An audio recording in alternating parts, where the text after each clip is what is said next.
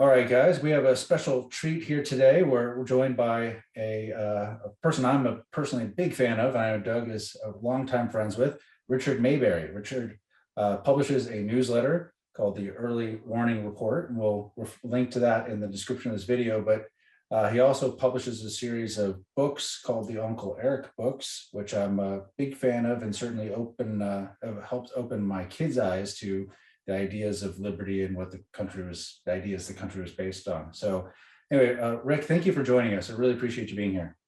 Oh, I've been looking forward to it. It's a great opportunity, and I appreciate it. Incidentally, I want to congratulate you two gentlemen. I mean, the work you do is so important. People absolutely need to hear some alternative to the mainstream socialist nonsense that's pumped out constantly. So, you are really doing a job that is essential, and I thank you personally for doing that. Well, thanks, Rick. I really appreciate that. But I feel like a salmon swimming upstream because it seems like the tide of history is turning against us. And do you think am I justified in being pessimistic about the way things are going or not? I mean, what's your view? The way things are going, I think civilization is in decline because the fundamental ethical principles that make civilization possible have been almost totally forgotten, not only in the United States, but around the world. As you know, I occasionally write about those two principles that make civilization possible. There's only 17 words to them. The first one is do all you have agreed to do, and the other one is do not encroach on other persons or their property. And those 17 words make civilization possible. They are the behaviors that I believe are in our DNA. They are the behaviors that work for humans.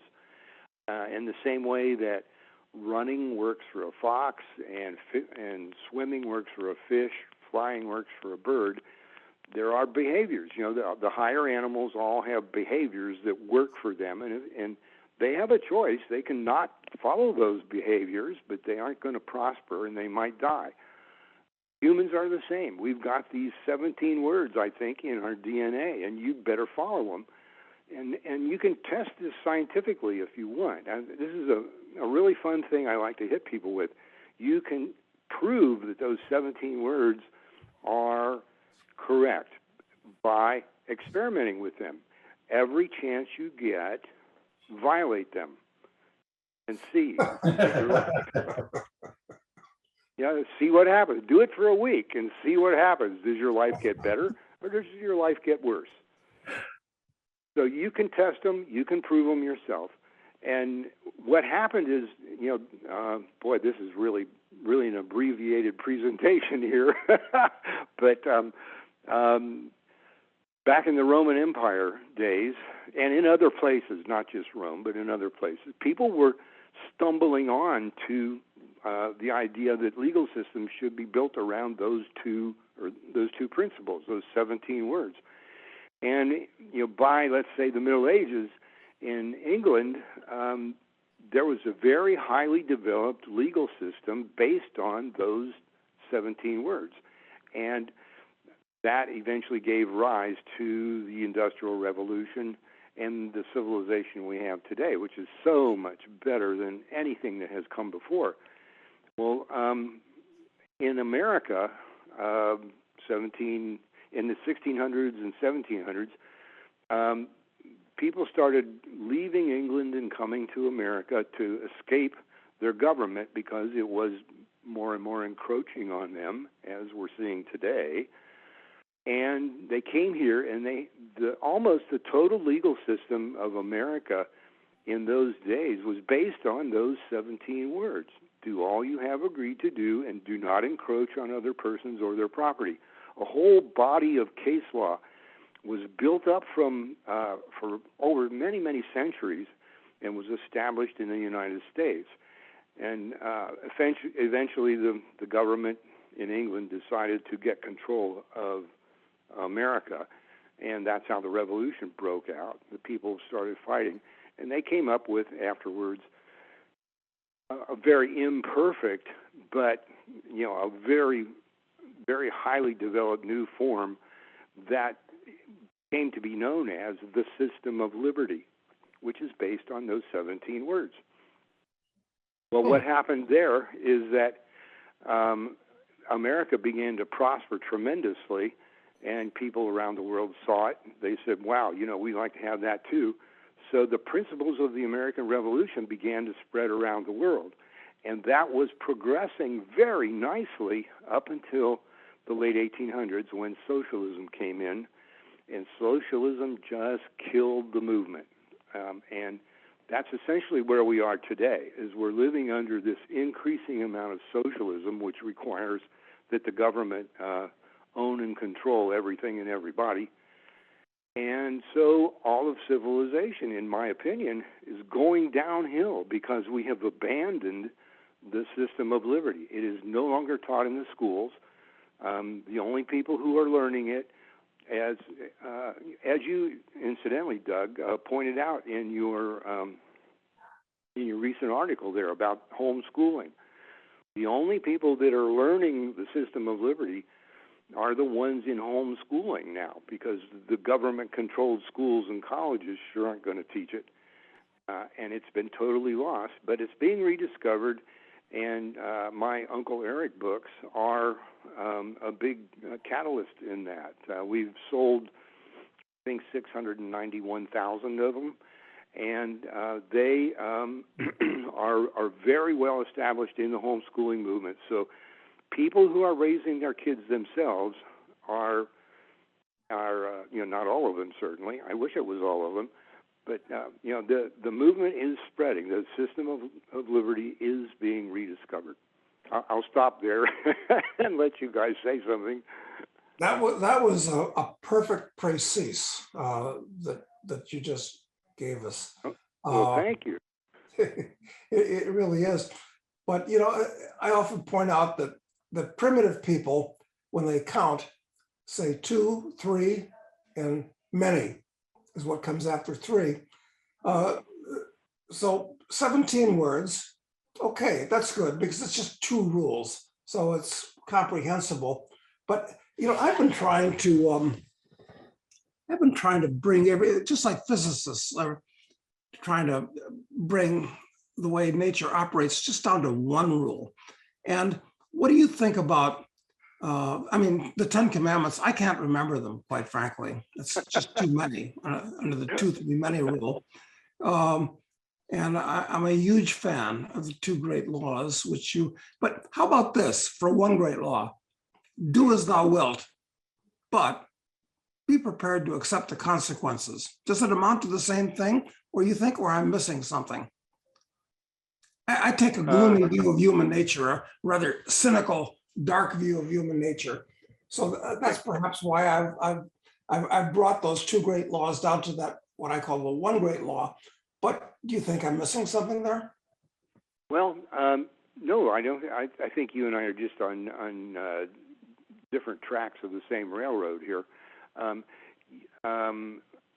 What I am after is a foundation for people to think legally in their lives, according to the natural law that's in our DNA. And so I want to see judges beginning to develop case law again based on those 17 words. So I try to make those 17 words, I did, back in the 80s is when I developed them. Every word of those 17 words does some kind of special work, and it was chosen very, very carefully.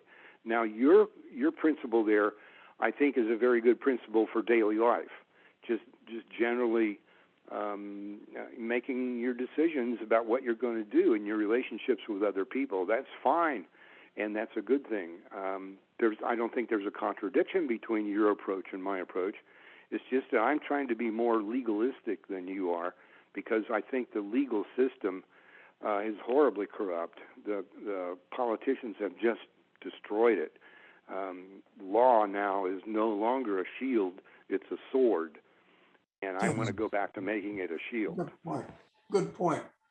When did that change? When did the legal system go from being a shield to a sword? It wasn't all at once. What you have to understand about socialism is that it is based on, believe it or not, on a fascist premise, which is that all truth is just a matter of opinion, which means right and wrong are just matters of opinion. And so power holders should do whatever appears necessary. No exceptions, no limits. That's fascism. And the socialists have adopted that.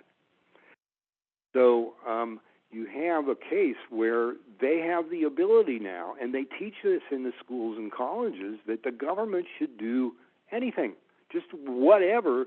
If somebody points to something they regard as a problem, the government should do something about it. As if, and kids are left with this impression when they get out of school. They're left with the impression that the government is some superhero. It's some saint or angel with special powers that can solve problems, and that they should write their congressman and make sure that their congressman knows what they want, whatever problem they want solved. That's an exercise that's done in the schools all the time. Is write, the kids are taught to write your congressman and tell him what you want.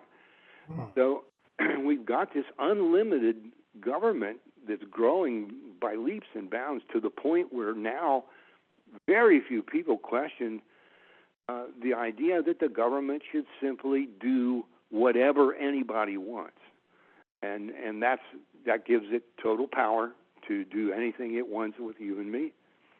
Well, we know where this is going to end or should end, but maybe there will be a change in trend, although the trend is accelerating. But how do you read things? How long is this trend going to continue accelerating? And when do you think it'll turn around, time-wise or event-wise? Do you have any feelings about that? I'll tell you, Doug. I'm going to make a public confession here now. Back in early 70s, I can remember, I was reading Reason magazine, and there was somebody on there, or somebody being interviewed or wrote an article, and it might have been you, that said that we're asking that same question, and put out the idea that, it looks like things are going to fall apart right now in the 1970s, but free markets are very, very creative, and they will find ways to adapt for a long time, maybe as much as 20 years. I can remember writing into Reason a letter to the editor saying, that's crazy, 20 years? Oh, no way. It's a few years maybe, but not 20 years. It's going to all fall apart before then. Well, here we are. It still hasn't fallen apart. So that's one of the worst predictions I ever made. So I don't. That's why they say if you're going to predict often, so we can when we're right. But that's right. But one prediction that you made, and you've made this a lot. The class of stocks that you've emphasized buying most, and you've been totally right on this, are the so-called defense contractors, because they've been in a huge secular bull market for just years, and for the reasons that I think you correctly identified. Now, how long is that going to continue, though? You have a feeling on that? I can't see an end to it, and I can give you one statistic that all of my analysis really was based on for the last 30 years of being right about these stocks. There's just one statistic, and that is that since the year 3600 BC, governments have fought more than 14,000 wars against each other. So, when I came across that statistic, I thought, well, now, what's the chances they're going to stop? Probably pretty close to zero. So I'm still sticking to that prediction, because that's inherent in the nature of governments. Governments hate each other. They're like a bunch of street gangs. In fact, that's all they are, is they're just big street gangs with missiles. And they're fighting with each other all the time. Even when there's no reason to fight, they will find the reasons to hate each other. And so as long as governments hate each other, the defense industry is going to look pretty good. Okay, it makes a lot of sense. I buy that argument, frankly. Although, everybody's got to have their own area of specialty, and I believe it's increasingly hard, becoming impossible, perhaps, to invest in the market, because to invest you need a certain amount of predictability, and investing is the process of planting a seed of corn so you can get an ear later. But so I've actually been much more partial to speculating, which is attempting to capitalize on distortions that the government causes in the market. But when Matt and I do this show, we kind of amaze each other at how gloomy everything looks like it's going to fall apart. And of course, it's looked that way for years, as you pointed out. But let's forget about the defense contractors, which are a destructive industry. But how long do you think, what do you feel about the stock market? And what do you feel about the bond markets, for instance? Oh, well, I'm sorry. I agree with everything you said. One of the really hard things that I've finally accepted, I did maybe, 15, 20 years ago, is that, while you and I believe in Austrian economics, which has a free market orientation, it's not very good for investing. And you need something that really understands or tries to understand the behavior of crowds, because that's what we're talking about here is markets now that are driven tremendously by emotion.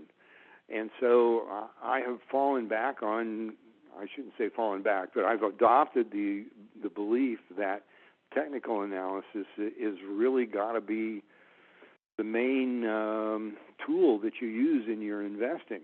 The economics is really good. The fundamental analysis, that's all important.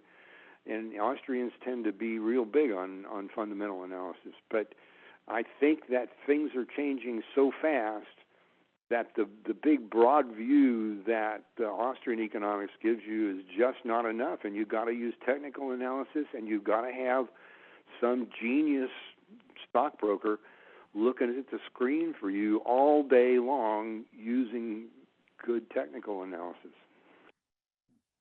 Well, I'd have to agree. Trends in motion do tend to stay in motion until they stop for some reason, and then you can see what's going to happen. So I like looking at charts just because they give me perspective of where something's been relative to the past and relative to other things. And that's important. It's a great navigation tool. But, I'm afraid that the economy and the markets are about to go over a cliff, go over a waterfall. And as we get into the Greater Depression, I'm afraid that since people have been, as you pointed out, so oriented towards the government, that the government will fix everything, not only can, but should fix everything, that a strong man is going to come up and said, look, you got to give me power to straighten things out. Things are so bad. So what are the chances of that, things getting really bad in this country? I think it's very plausible. I think, in fact, a high probability. What you're saying there. I can't really argue against it. A kind of a likely scenario I've had in my mind for a couple decades is that we're going to very much follow what happened in Cuba back when Castro took over. The Cuban government was terribly corrupt. It was, and also terribly stupid, which governments tend to be. And the people were getting more and more angry. Finally, you had. Well, I should back up a little bit and say, if you look at the official histories of this, what you see is this revolution is developing, and Castro comes in, and the people rally around him, and he takes over and gets control of Cuba. Well, that's an oversimplification. What really happened was that there were guerrilla movements springing up all over Cuba. It wasn't just Castro's group leading the revolution. There was probably dozens of revolutions brewing in all over Cuba, and they all started rising up together at the same time. And the Cuban government realized, Batista realized, the jig's up. You're in trouble. Better get out of Dodge. So he and a bunch of his buddies and a whole lot of, essentially the government's treasury, got on a plane and they disappeared. And so, what happened after that was word got around. My gosh, the palace is empty. The presidential palace is empty. The government is gone. And then all of these different guerrilla leaders, of which Castro was just one, they all jump in their Jeeps and they start driving like crazy toward Havana to try to get to the presidential palace. And Castro had the fastest Jeep. So that's how he took over. And I'm thinking something like that is going to happen in the United States. The day will come when the president and Congress and the Supreme Court and all the bureaucracy is going to realize it's over with, man. We're going to be hanging from lampposts if we don't get out of here.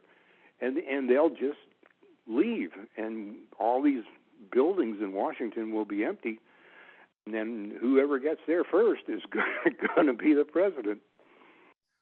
That's a very interesting scenario, and I like the way you tell that story of Cuba. That's is there one particular book that gives that take on the revolution that you can name? No, I got that when I was in college. I was taking a history course, a Latin American history course, and the professor, who was an expert on Latin America, said, don't listen to the official history of what happened in Cuba. Here's what really happened. Castro had the fastest Jeep. I'm sure that professor would be ostracized and canceled if he was to say that today. Oh, probably so, yeah. Mm-hmm. Yeah. Rick, in your most recent newsletter, you talked about the idea that basically that a depression is unavoidable in the future, is the way that what my takeaway was, and a big part of that was that the debt of all nations over thousands of years basically is totals like 18 trillion, and yet something like 11 trillion will be added by the end of this year. Is that, I don't know if I have my numbers right, but can you kind of explain what your thinking was behind that? Let's see. I've got the newsletter in front of me. Let's see. It took thousands of years for governments to increase the world money supply to 18 trillion, and it's only taken 20 months to add another 11 trillion. And you can see from that, the inflation has started. I was looking at a chart yesterday of home prices, and it's fascinating. Home prices, the line traces almost exactly the increase in the money supply over the last 18 months. It's astounding. So where all that money's been going. And I think, as far as the article is concerned, it's about malinvestment, which almost nobody talks about. Let's see, what can we do? When the government injects money into the economy, the money does not descend in a uniform blanket. Some people get a lot, others get less, some people get none at all. And the areas where the money goes become hotspots, and businesses move into those hotspots to take advantage of those flows of money. Now, they don't really know what's going on. They don't know why a hotspot is hot, really. They just know that's where the money is, so that's where we're going to go. And they build plant and equipment there. They buy buildings, and they put machinery in them, and hire employees and everything. And so they are pulling capital in the direction of these hotspots. Well, the government continues increasing the money supply, and eventually prices are going up because the value of the money is going down, and the population's getting mad. So the Federal Reserve, which prints the money, slams on the brakes, and suddenly the flow of money to these hotspots either slows or stops. And those businesses are sitting there, and they're in the red, and they are staying in the red until somebody starts printing money again. And then that business that should not have been created there, that would not have been created if the counterfeiting of the money wasn't going on, that business is going under, and the government panics and starts printing more money again to revive the business. And some of that money goes into other locations. So you have a whole new group of hotspots out there that are created. That's the business cycle, the boom and bust business cycle. And each one of those cycles creates a new layer of this malinvestment. Businesses that are responding to the flows of money in the hotspots are not investment, they are malinvestment. And each time we go through one of these cycles, then there's another layer of malinvestment that's created. And since World War II, that means we've got 11 layers of malinvestment out there now that need to be shaken out. They should not exist, and they wouldn't exist if the government hadn't been inflating the money supply. So we're in this situation where the size of the shakeout that needs to happen to get rid of the malinvestment is, who knows how big it is, but it is really huge. So the depression, the shakeout that's necessary to do all these corrections has got to be colossal.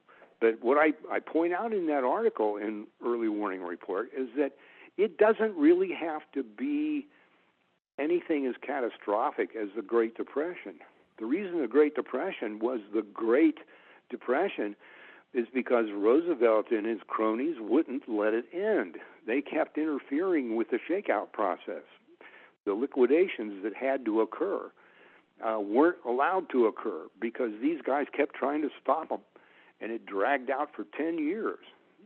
So, if the government would just stop printing the money and let the shakeout happen and stay away from it, don't touch it, let the process occur, I think that it's a very plausible thing that it would only last maybe 6 months or so. It would be nasty for 6 months. There's no doubt about that. But I think it would only take about 6 months, and it would be over with. And then as long as they didn't print any more money, then you would have a much, much more healthy economy without the boom and bust cycle. I certainly agree with that overview, except I'm afraid that that's the rosy scenario. And, because, no government is going to want to have it happen on my watch, because they would go down as, everybody would call them the next Hoover. So they'll keep printing. And as you pointed out, the distortions cranked into the economy are much greater than they were before the last depression. So I think what's coming up is going to be the Greater Depression. And worse than that, just like the last depression featured World War II, I'm afraid that something resembling World War III, which is going to be very different from World War II. And this may be the only flaw, incidentally, that I see with the defense stocks, is that I think World War III is going to be so different from World War II that it's going to take outfits like General Dynamics and Lockheed completely by surprise. I think it's going to be a bio war and a cyber war, both. What do you think? Yeah, I can't disagree with you, and definitely I would say that you're right that that's the direction things are going. A greater depression than the Great Depression, and also very possibly a worse war than World War II, which is a horrible thing to think about. But I've often thought, if somebody elected me president, what would I do? Ooh, And scary. my first reaction would be I'd resign right away. But I think before I resigned, I would get up on TV with a chalkboard and I would explain to people what they need to know about the malinvestment and what has to be done. And I would warn them. I would say, okay, here's the situation. Here's the malinvestment. This is what's going on, what's been going on ever since the Federal Reserve was created.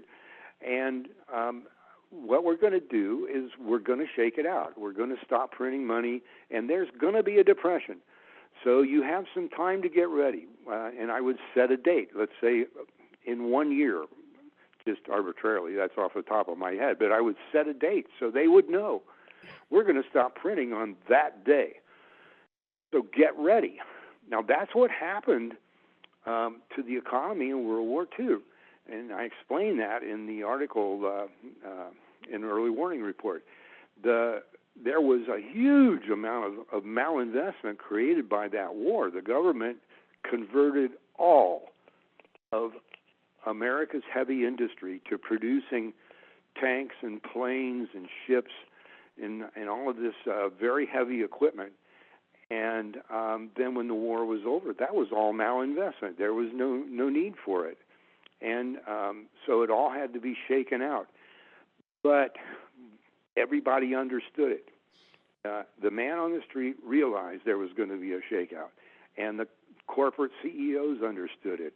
The government understood it. They all realized there was going to be a shakeout of all of this malinvestment. So the government kept hands off. And this miracle happened. This what looked like was going to be another Great Depression turned out to be just what we would call today a minor recession. And unemployment only got up to 5.9%, and then just for 1 month, and then it came back down again. And all of this stuff was liquidated, and new businesses were created. There was this tremendous boom that followed it.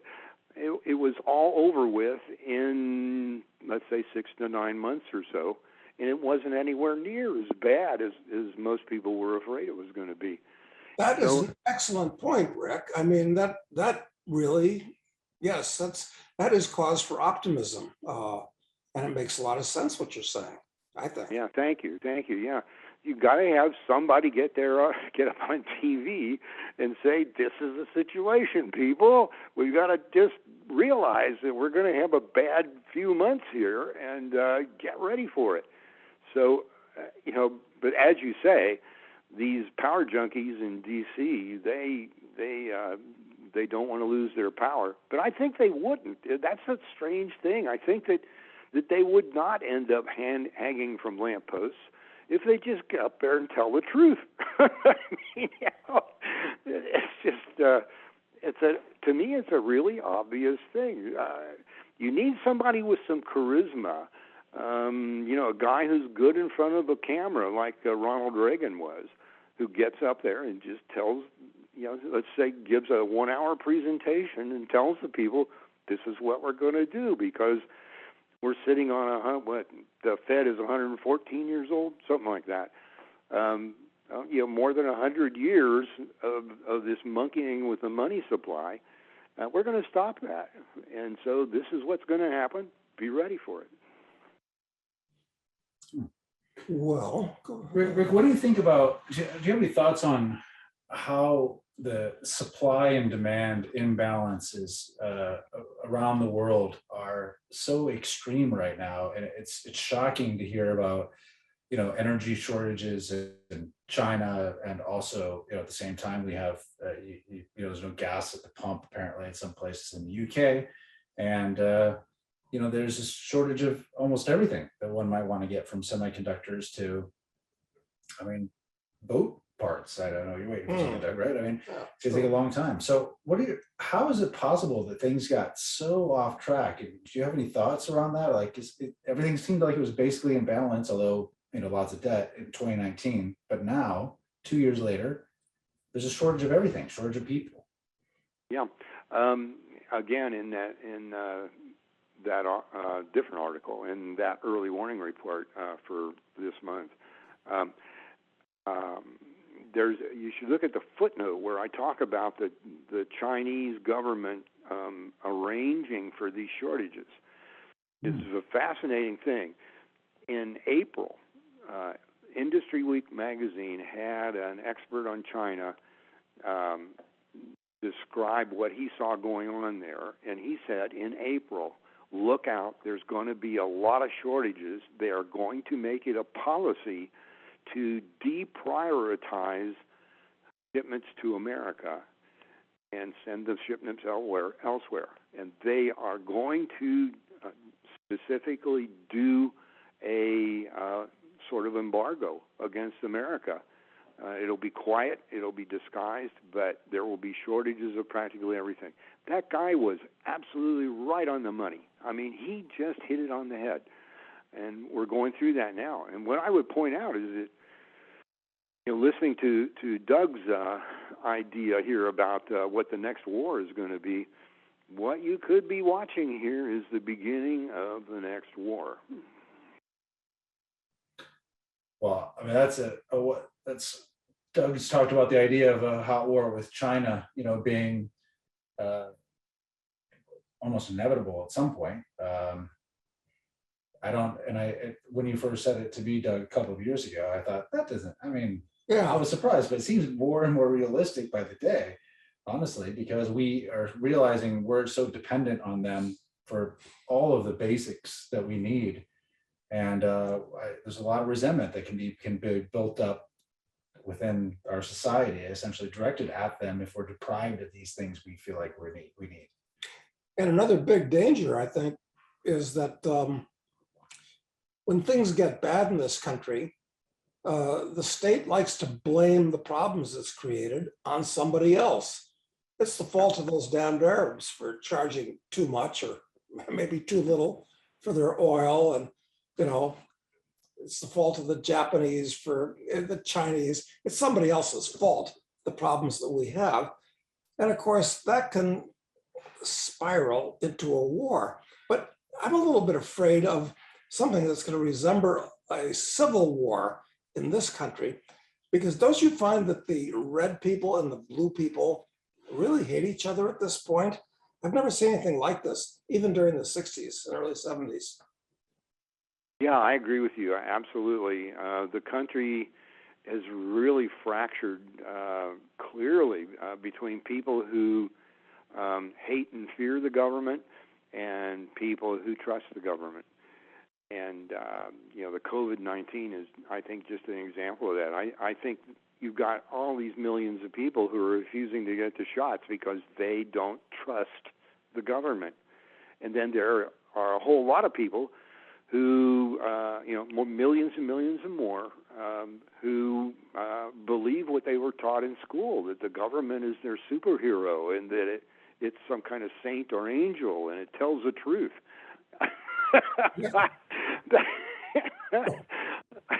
It's a religion, really. What's taught in the schools and the colleges is a religion. It teaches people how to have faith in the government. Well, look at history. Show me any government in history that was trustworthy. Just one. I wish somebody would show me one, any time in history. But they all believe in their governments. A lot of the Chinese still love and respect Mao. Mao's still on their currency, and yeah. A lot of the Russians still think that Stalin was the greatest thing that ever happened for them. And so it's almost like a genetic flaw that people experience. But, one thing that scares me the most is that when we were going to school, I didn't think there was a lot of, there was a leftist professor here and there in college, nothing in high school nothing in grade school.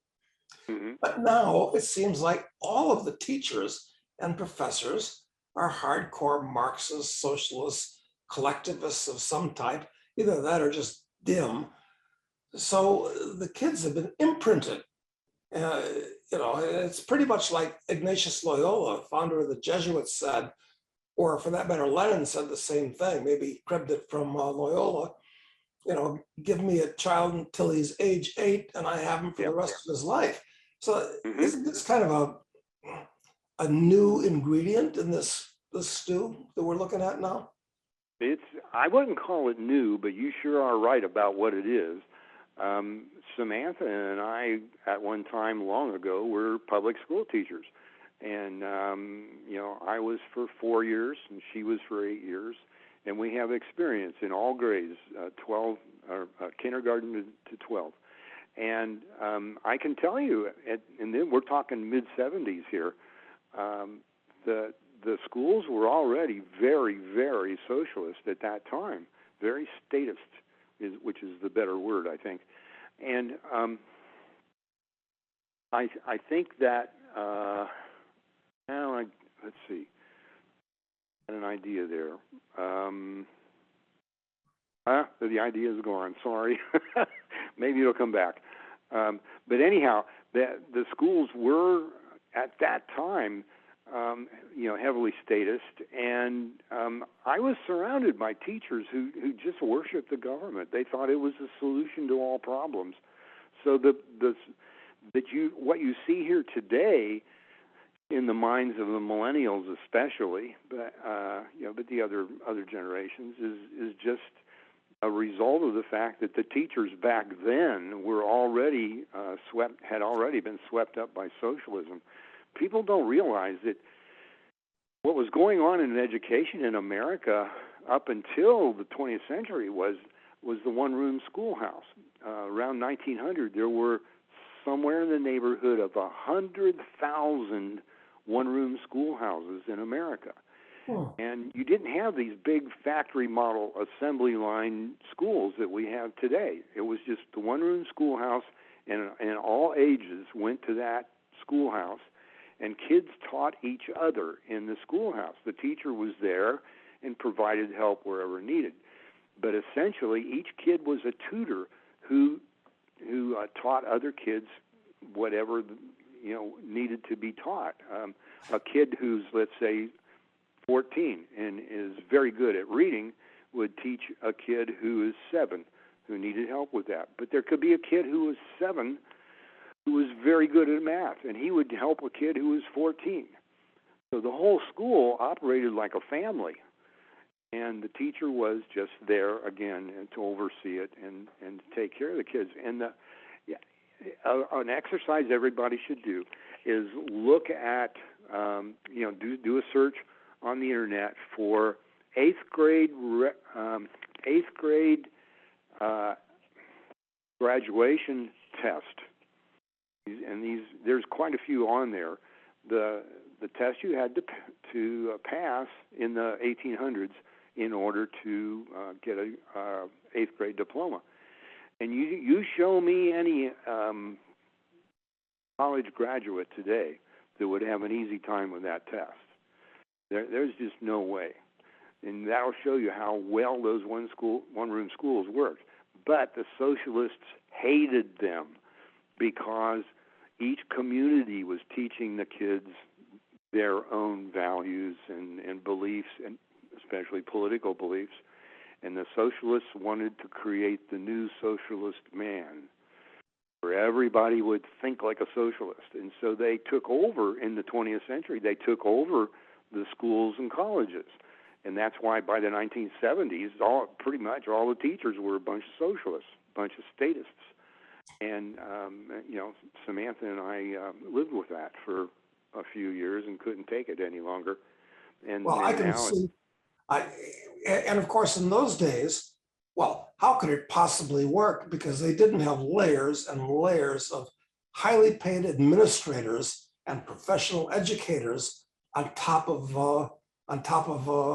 the fleet of teachers. I mean, Right. Yeah, and there was a real depth to it back in the one-room schoolhouse days. You know, if the teacher was weak in some areas, which everybody is, you know, there would probably be a kid in the class who was better at it than the teacher was, and would be able to help the other kids. So, you know, even if the teacher got sick and was gone, the kids were still able to help each other. So, as I say, it was a family arrangement, and it had depth, and it passed along the American heritage.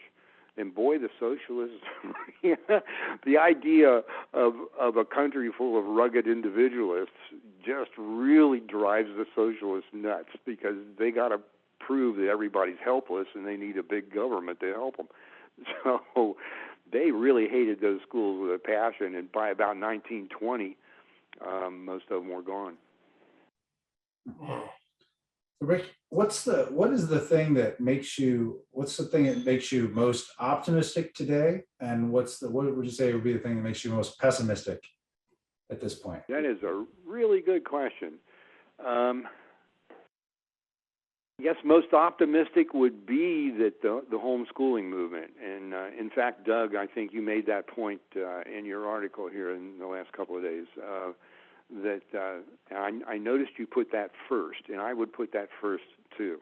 The people are beginning to raise their children themselves, and that's a really big thing. And so many of those kids, I mean, really, I got to tell you, man, those kids, there's a lot of them that they are a new breed of human being, a lot different than anybody that you and I grew up with.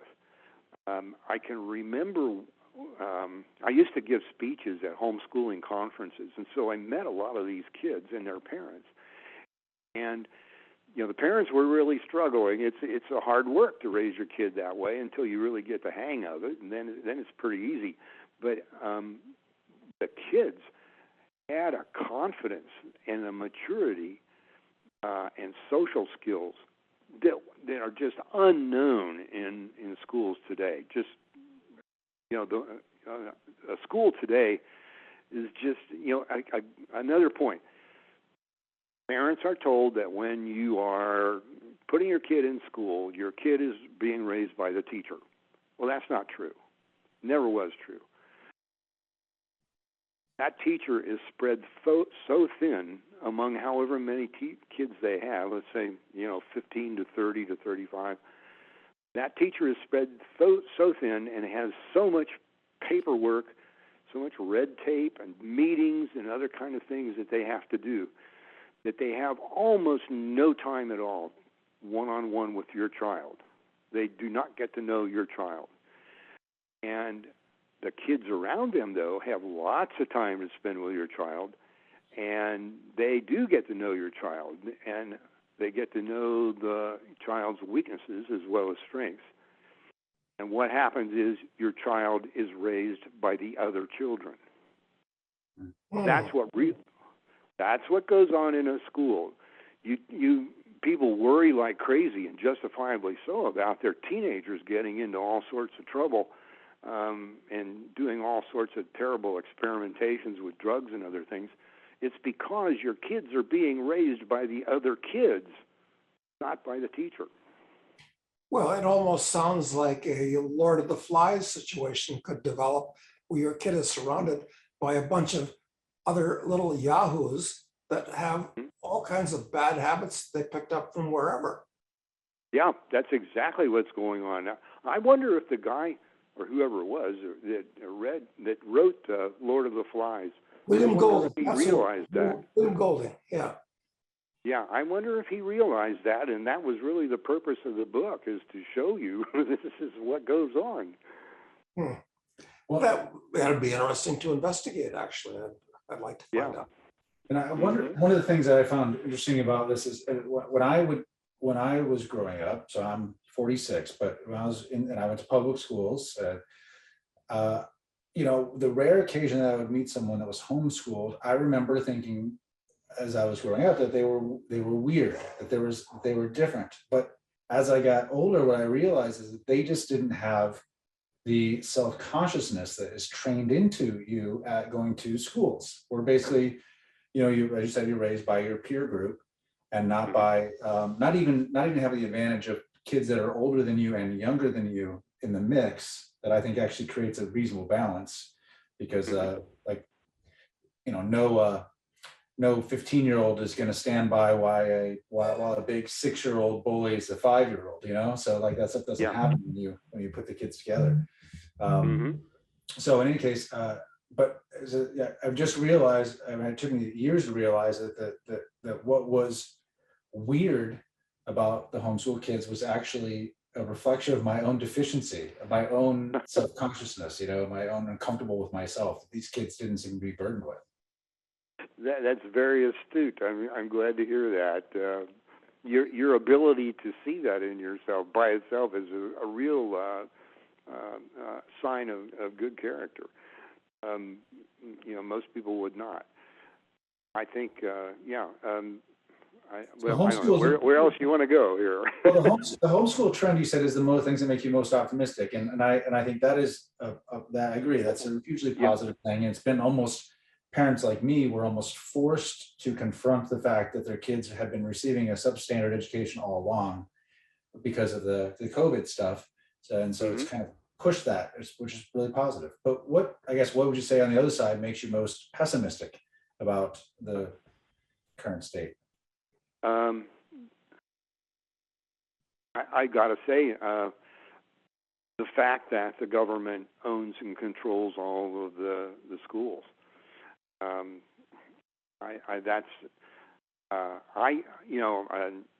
Doug and I have had conversations about this over the years, and I keep coming back to the same thing. As long as the government, look at it this way: why is freedom of the press and freedom of speech in the Constitution? Why is it? Why are they the First Amendment? The First Amendment, and it's because we don't want the government controlling the flow of information and brainwashing the whole population. We want a free press. We want people to be able to think freely. Well, what good is that if you're sending your kid to these schools that the government owns and controls? And you can see that in the press. My God, the mainstream press just is clearly, judging what's going on in the world according to what they were taught in these government-controlled schools. So to me, those schools are absolutely poison. I mean, because the main lesson kids come out of there with is, no matter what your problem is, more government is the solution. And as long as they believe that, we have no hope. So I think that you need to we need to somehow undermine the credibility of the government-controlled schools to the point that people are just completely fed up and they're going to raise their kids themselves.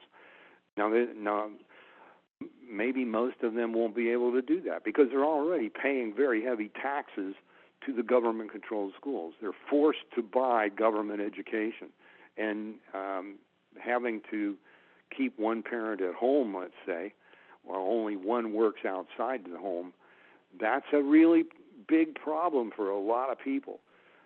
But I think there's probably maybe a third of the population that could do it, and so there needs to be an effort to convince those people that their kids will be a lot better off if they're raised by somebody who loves them rather than by the mob at school.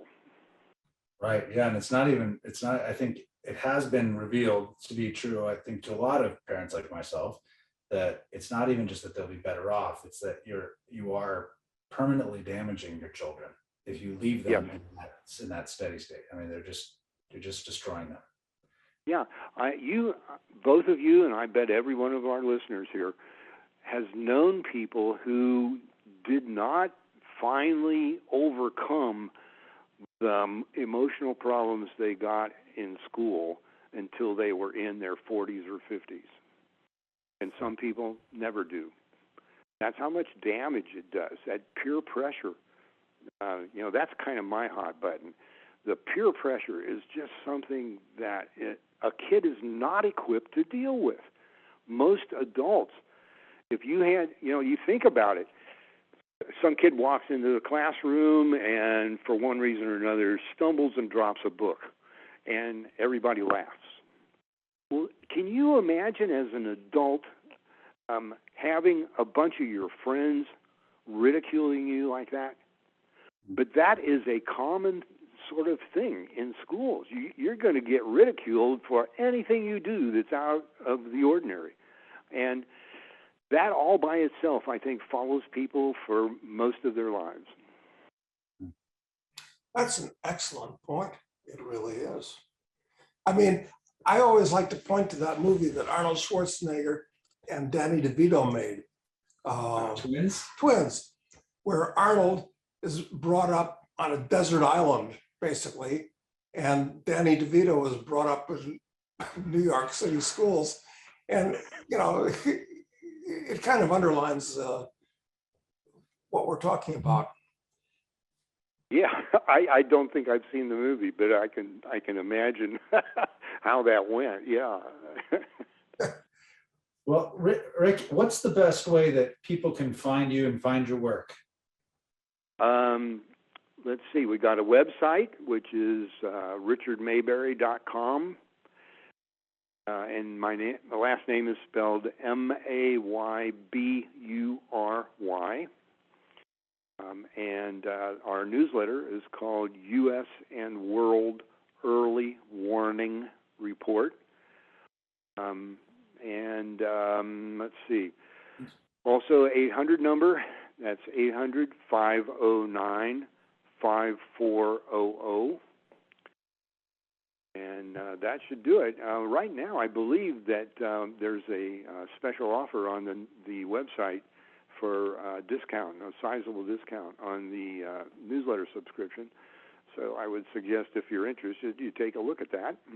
And I just want to add to that. I think that if you're interested in a deep historical perspective on what's happening today and how to invest appropriately today, that I think that this newsletter is as good as any out there, and honestly, deeply underpriced for what you get from it. It really is. And on top of, and I underline everything that Matt said, plus I say it's an enjoyable read. I look forward to it every month.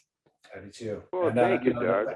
It gets passed around my house, and everybody takes a turn reading it. So strongly encourage everyone to check it out. Also, Rick's Uncle Eric books are tremendous, and I assume they can find those on your website as well. That's right. Yeah. There's 11 Uncle Eric books, and I just suggest you read them in sequence. The first one is about financial security. That's the title, but it is much more important. Is I show that in order to understand what's going on in the world, you have to know how to think, which the schools don't teach. And that first book is mostly devoted to how to think, how to create paradigms that enable you to understand what's really going on in the world. And then I go on to the financial ramifications of that. And that one, and then the next one is called Whatever Happened to Penny Candy, which is it's written. Well, all of these books are written so that you have the sense.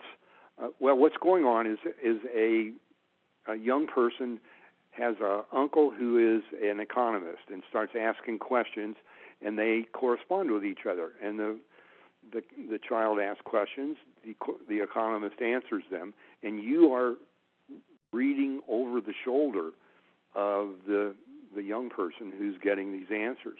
So it's all written very simply, very easy to understand. That, I think, is why they're so popular, is you have that sense of the explanations being easy to absorb, and yet you don't have the sense that somebody's talking down to you. So, that's really what makes them work. And what the books essentially do is give you what the schools no longer do. A whole lot of history and all sorts of other subjects, law, economics, finance, all of this stuff that the schools don't teach. So that's, there's I could go on for all day. Yeah. So I just strongly encourage people to pick up those books and read them. Even the one on World War I and World War II were fascinating. So there's lots of good stuff. Well, Rick, thank you very much for joining us. I really appreciate it. And I'll have a link to this to your website and where people can subscribe to your newsletter in the description of this video. And I strongly encourage everybody to go and subscribe. Thank you, gentlemen. Again, you're doing a great job. Please keep it up. I really am glad you're there. Well, it's such a pleasure talking to you. We'll have to do it at least once a year. Okay. Well, I could be available once a month, I guess, if you want. It's up to you. Yeah, it definitely makes sense to have you on. Because your historical perspective is really useful. So thank you, Rick. Really appreciate it. And we'll talk to you again soon. Thanks, Rick. Thank you, Matt and Doug.